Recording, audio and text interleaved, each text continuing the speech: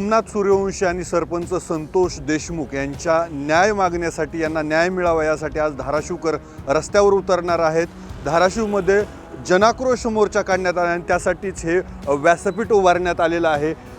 जनाक्रोश मोर्चाला सकाळी 10 वाजल्याच्या दरम्यान जिजाऊ चौकातून सुरुवात होणार आहे आणि त्यानंतर आंबेडकर चौक, छत्रपती शिवाजी महाराज चौक, यानंतर हा जनाक्रोश मोर्चा हा जिल्हाधिकारी कार्यालयासमोर येणार आहे। आणि हा जिल्हाधिकारी कार्यालयाचा परिसर आहे की ज्या परिसरामध्ये या आक्रोश मोर्चाच्या सांगता सभेसाठी हे भव्य व्यासपीठ उभारण्यात आलेलं आहे।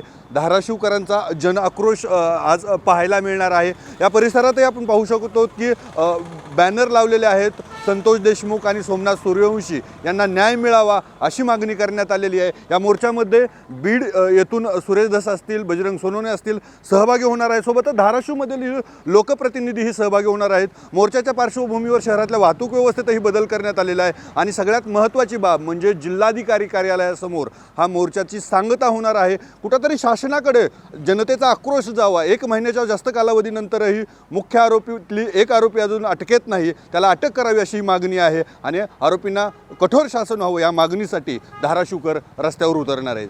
अप्पासाहेब शेळके, एबीपी माझा, धाराशिव।